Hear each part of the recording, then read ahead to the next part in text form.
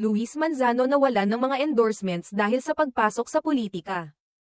Inamin ni Luis Manzano, isang kilalang TV host at aktor, na nawalan siya ng ilang endorsement matapos siyang magdesisyon na tumakbo bilang bise-gobernador ng Batangas. Sa latest episode ng OG Diaz Inspires, na ipinalabas noong 3 ng Abril taong 2025, ikinwento ni Luis ang mga epekto ng kanyang desisyon sa kanyang mga endorsement at kung paano nito naapektuhan ang kanyang career bilang isang endorser. Ayon kay Luis, maraming mga kumpanya at brand na dati ay may kontrata sa kanya bilang endorser ang pinalitan na siya ng ibang mga personalidad. Actually, kung napansin nyo nga, ang dami na ring nagko-comment sa social media. Marami sa mga endorsements ko, iba na ang endorser nila, ang pahayag ni Luis. Ipinakita niya ang pagiging handa sa mga magiging epekto ng kanyang desisyon, na alam niyang magiging bahagi ng proseso ng kanyang political career. Dagdag pa niya, hindi naman siya nagmamadali o nanghihinayang sa mga nangyaring ito. Wala, ganun talaga. Alam ko rin naman na ganun ang mangyayari, aniya. Hindi naman daw siya nag-aalala at iniintindi ang mga posibleng mawala sa kanya, dahil batid niyang may mga responsibilidad siyang kailangang harapin bilang isang kandidato.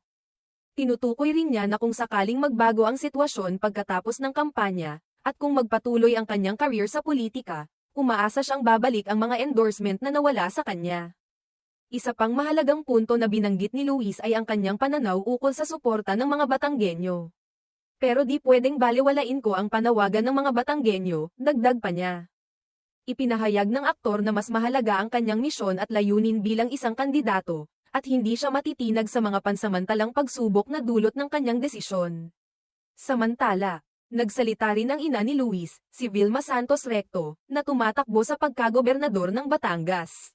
Binanggit niya na may mga pagkakataon pa silang magkakaroon ng endorsement pagkatapos ng eleksyon. Saka pwede pa naman kami, aniya, na tila nagbibigay ng pag-asa sa kanilang mag-ina na kahit may mga pagbabago, may mga pagkakataon pa rin na magbabalik ang kanilang mga endorsements. Ayon pa sa kanya, sa kabila ng lahat ng mga posibleng mangyari, ang pinakamahalaga ay ang kredibilidad nilang mag-ina. Na siyang magsisilbing pundasyon ng kanilang mga plano at pangarap para sa Batangas.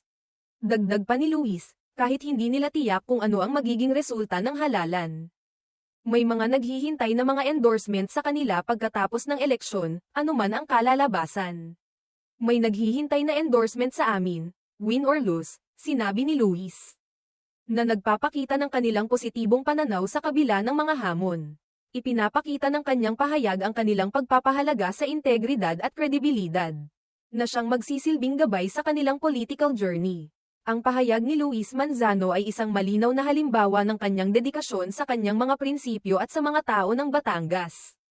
Bagaman may mga personal na epekto sa kanyang career, ipinakita niyang ang mga pagbabago ay bahagi ng kanyang mas malaking layunin. Sa kabila ng mga pagsubok, naniniwala siya na ang mga oportunidad ay magbabalik sa tamang panahon.